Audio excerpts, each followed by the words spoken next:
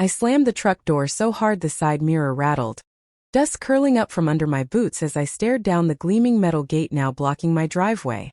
Thick chains wrapped around a triple lock system kept it sealed like a prison gate. This wasn't some secured government facility, it was my property, my land. And standing right in front of it was Melissa Hardrove, head of the Homeowners Association, clipboard in hand and a smug smile stretching wider than the gate itself. I had just returned from an off-road rally in Nevada. Mud still caked on my tires, not even 10 minutes back and already fuming. Melissa gestured toward a laminated sign bolted to the gate. Private views only. The same road I poured my savings into paving over 10 years ago. The road that led to my house, my shop, and most importantly Titan, my monster of a truck. Melissa waved at me like we were at a town bake sale, not at the scene of a full-blown property hijack. That's when it hit me, this wasn't just HOA red tape. This was personal. And Melissa had declared war. While I'd been in the desert crushing cars and posing for fan photos, the HOA had snuck in a surprise vote and erected this gate across my driveway, which I alone held the deed to. Now locked out of my own home, I faced Melissa's smug grin and her damn clipboard, her weapon of choice. When I asked her what the hell this was, she flipped to a section in her papers and pointed at some obscure clause, Article 6, Section 3, something about a visually offensive industrial vehicle visible from the street. She meant Titan. My pride and joy. A mechanical beast with wheels taller than her compact SUV. And a paint job that didn't whisper, but shouted. I'd built that truck bolt by bolt, sweating through every late night in my garage. Melissa hated it. Always had. Claimed it dragged down home values and offended the community vibe. I tried to reason with her. I showed her the deed, the survey maps that clearly marked the road as mine. She sneered and warned me not to touch her gate or she'd press trespassing charges. Trespassing on my own land. She called it a beautification effort.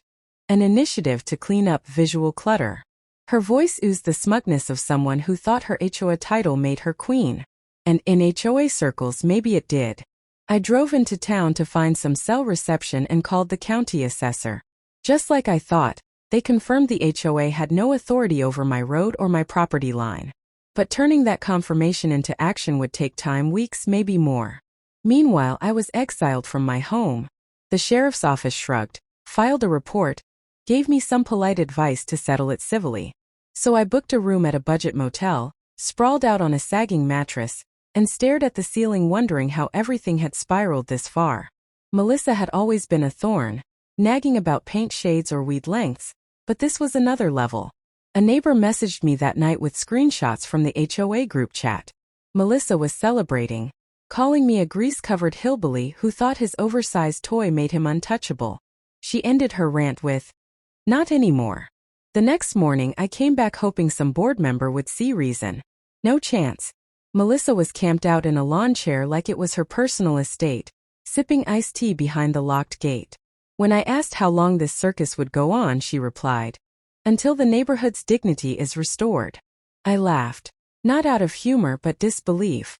Behind her, her loyal followers nodded. One of them was the same guy who once fined someone for adding stones to their garden. I waved my deed again. Melissa barely looked at it. Said her legal team would review it. Legal team? Their annual budget couldn't cover a coffee machine. She was bluffing, betting I'd give up. But I didn't. I called Jake, an old army buddy who'd become a land use attorney. Sent him the whole mess, photos, maps, gate shots, HOA notices. When he got back to me, he was furious. The gate wasn't just unlawful. It was constructed based on forged easement claims, falsely bearing HOA credentials. Jake began drafting an official complaint immediately, but warned the process would drag. In the meantime, I was still locked out. That night I stopped by my storage unit. When I flicked on the lights, there stood Titan, unbending and glorious. A mechanical rebellion on wheels. That's when the plan came. If Melissa thought a few chains could stop me, she clearly didn't grasp physics or horsepower. I didn't rush into anything. I spent the next several days collecting footage. Trail cams caught HOA guys dumping dirt on my driveway. A neighbor's security feed showed them trespassing on my land, planting shrubs as part of their beautification. Jake filed the official paperwork. I got Titan ready. New suspension. Fresh oil. Tires inflated to spec. If the law didn't move fast, I would. Melissa figured I'd roll over. She didn't realize I'd face worse in sandstorms and firefights. This was just my front yard. She'd picked the wrong target. 2 days later, I sat in the county clerk's office while Jake walked the staff through Melissa's lies over speakerphone. We had a large version of the plat map showing clear as day. The road was mine. And yet, there I was barred from it by a gate I never approved. Jake said the complaint was in motion, but the hearings and red tape would take time. Meanwhile, Melissa was soaking up her 15 minutes. A news van came by and she didn't miss her cue. Suited up and delivering a speech about preserving neighborhood character. I parked down the road watching it unfold. She was painting me as the monster truck villain disturbing her manicured peace. Then I walked up mid-broadcast, holding my deed and the stamped survey map. Her expression dropped, but she kept talking. I faced the camera and said my piece. This road was mine, paid for by me, and her gate was illegal. If you want order, I said, keep it on your side of the fence. That clip blew up online. Thousands of people related, shared their own HOA horror stories. The tide shifted. Melissa retaliated fast. 3 envelopes were taped to my motel door. Fines, $3,500. Charges included visual pollution, ignoring official notices, and my favorite, parking farm equipment, Titan, on non-designated space. It was laughable, a last-ditch effort to crush me through paper cuts. I didn't blink.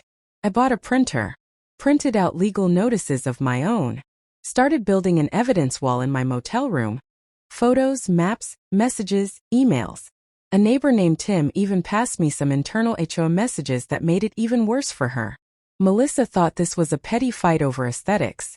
But to me it was about standing your ground. She declared war. I was just getting started. The flash drive held footage clear as day. HOA workers dumping fertilizer on my property. One chuckling. Melissa wants this green for her picnic. Jake called it a jackpot.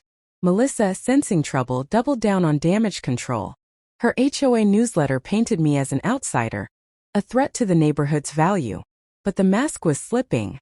Teenagers at the gas station whispered about Titan, one joking if I'd drive through the gate like a movie.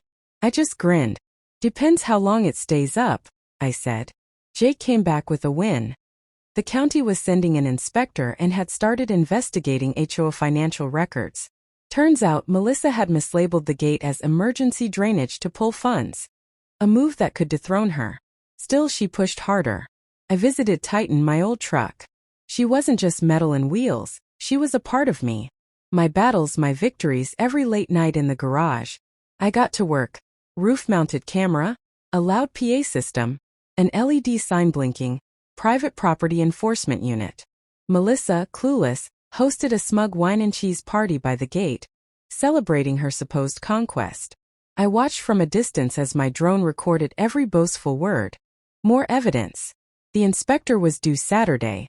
So was I. Titan stood ready. And Melissa was about to find out what happens when you corner a machine with a soul. I barely slept. At dawn, I unlocked the storage unit. Titan sat there, polished and fierce, her engine begging to roar. I fired her up, pure thunder. Cameras? Check. Beaker? Loud. Everything worked. Titan wasn't built for show. She was built for war. This wasn't revenge. It was justice. No HOA had the right to hijack my land under fake rules. By 7 a.m., I crested the hill and laughed.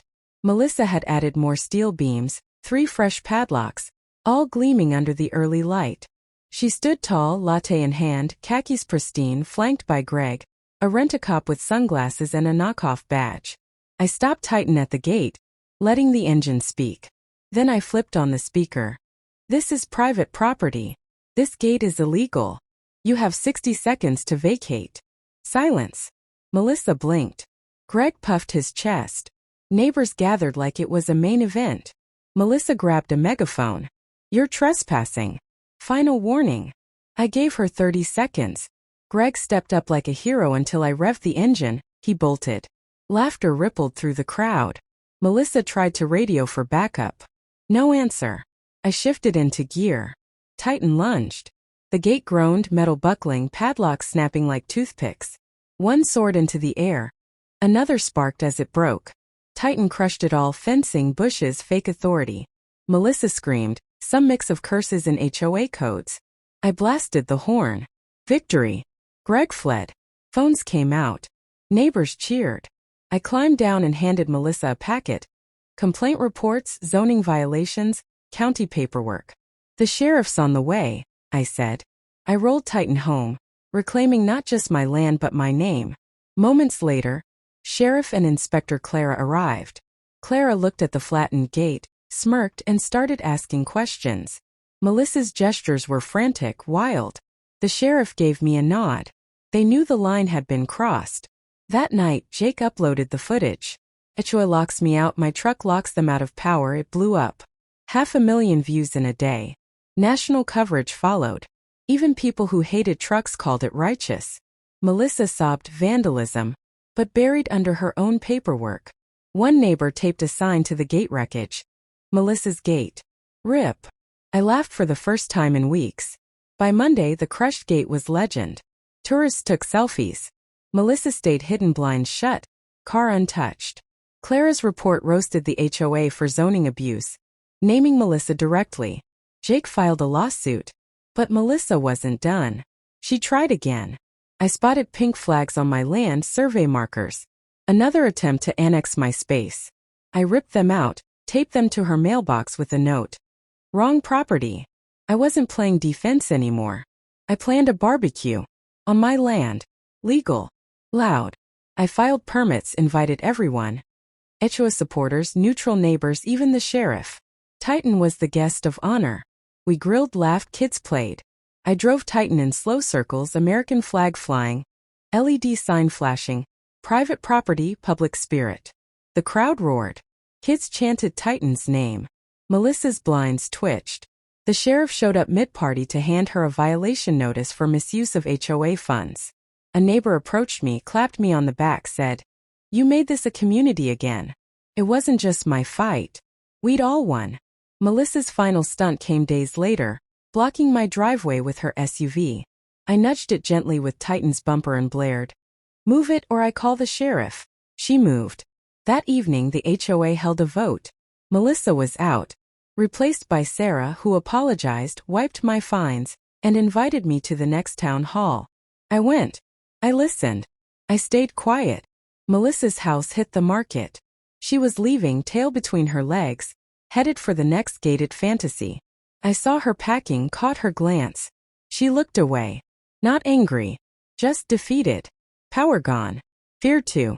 She'd lost. That night, I sat beside Titan under the open sky. My land. My rules. No flags, no gates, just peace. Melissa might try again someday. People like her don't quit. But this time the neighborhood had seen who she really was. They wouldn't follow. Not again. I cracked my knuckles and smiled. This wasn't just a win. It was a message. If Melissa thought this was over, she had no idea how many gears I still had left.